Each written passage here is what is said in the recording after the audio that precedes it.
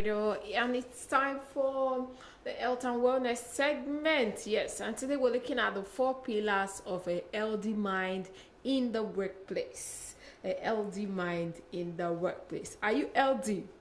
Are you aware that you're healthy? Over to you, Mr. Charles. Yes, pardon me first, viewers. We are talking about health and wellness. We are not really talking about finance again. So I think I should take off my trading jacket, which is a symbol of capitalism and a symbol of making money.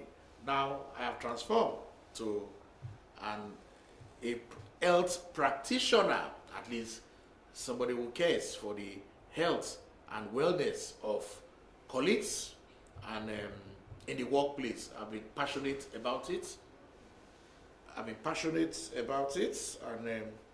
I need to make it practical so that it's not something we just talk and talk, you know.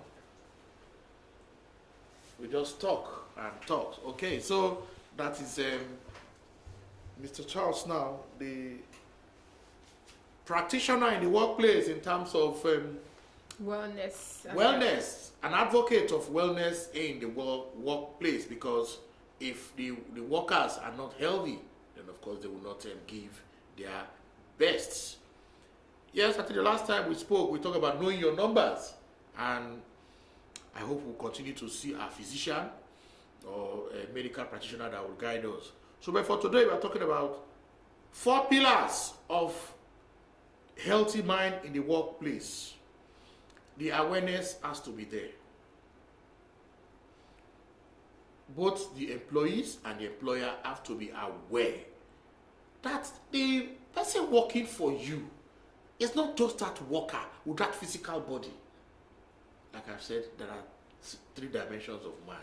You must take care of their intellectual needs. You must take care of their emotional needs. You must take care of their spiritual needs. Or you create an environment where they can express themselves, where they can give meaning to what they are doing. So you must create that awareness for them. They have to be aware, be more calm and focused by practicing mindfulness and strengthening attention. Yes, that awareness has to be there.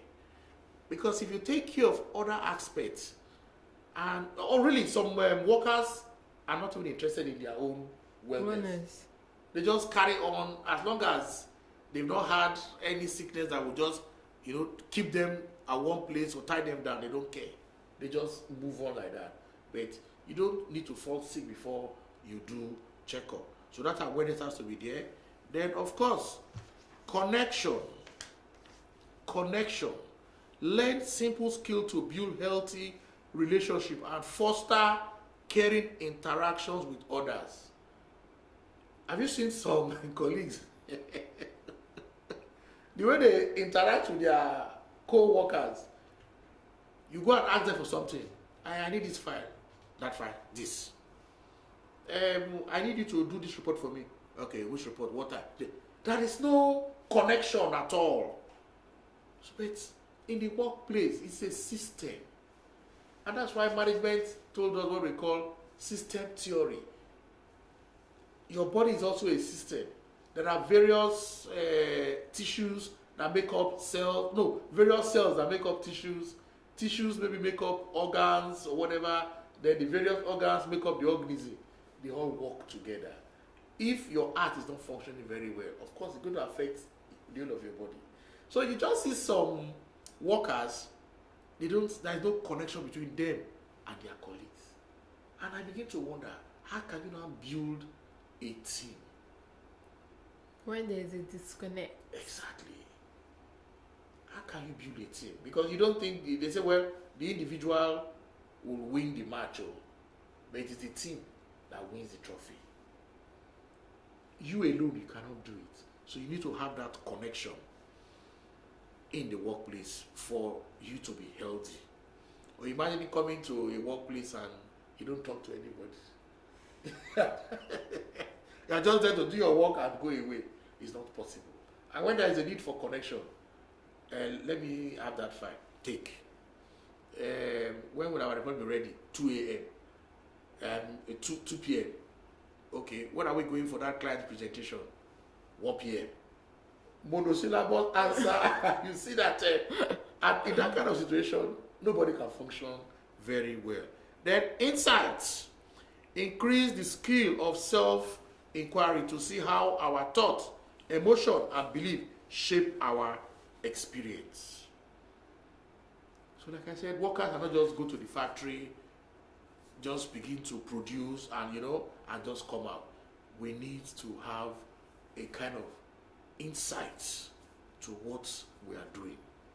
Then the last one will be purpose. Clarify and deepen your personal values and principles to bring depth. Why do I work? Why do I come to the office? What is the purpose of me working in this environment? How are the people who are consuming my product or using my services? What value am I adding to them? It is not at the end of the month they pay you money, you think that is your purpose. You must give it a deeper meaning, depth. Like I'll just use this example. They were trying to build a cathedral, but they need to break down so many rocks and all that. And they asked one worker, I said, can't you see? We are using hammer to break these stones down. And they asked another worker, I'm a part of a team. And we're going to be building the best cathedral in the country. So you can see same work, different purpose. The second worker has given it a deeper meaning. And you'll see that he will be more committed to that person who just believes that you're just rocking stones. Yeah. So we need to have all these 4 aspects in the workplace. These pillars has to be there. Awareness, connection, insight, at the same time, purpose has to be there for we to have a healthy and a healthy and a wellness workplace. But before I will conclude, I will look at some few statistics. We say decrease stress by 28%. That is when you have a health and wellness program in the workplace. So it decreases stress by 28%. Now for companies who don't have a health and wellness program in place in their office, you can see what stress can do to the worker. So if you have that, it decreases stress. Not only that, there's another statistics. Reduce symptom of depression by 24% and anxiety by 18%. We know the problem of depression in the workplace. And recently, I think we would think it's just for workers. But I think there was an Olympic athlete. Okay, an athlete, Naomi Osaka. Okay, that had mental. Yes, not just even Simone Biles. Exactly. So you can see that these are prominent people, these are celebrities, these are achievers, but they still struggle with mental health. So depression is there, but if you have a health and wellness program in your organization, you will be reducing that symptom of depression by 24% and anxiety by 18%. You see, depression is a topic on its own. And like I've said, when something happens, you are annoyed, you are sad, there's nothing wrong with that. But when your sadness continues more than 2 weeks, it's no longer sad again. You are now depressed. And of course, anxiety. Okay? So if you have a health and wellness program functioning in your workplace, you will increase social connection by 13%. Because people in the gym, people connect. They open to each other, and they talk. So you can say that that's connection, and that will go a long way in ensuring that people give their best in the workplace. Wellness is a skill that can be trained, supported, reduce stress, improve relationship, increase focus, better health, and of course, improve productivity.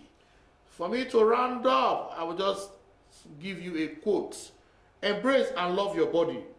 It is the most amazing thing you will ever own. Thank you. All right, that wraps up the health and wellness segment as well as the afternoon business show for today. Join us at 4 p.m. for the Nigerian stock market call over as well as the NAST report as well. Have a lovely evening.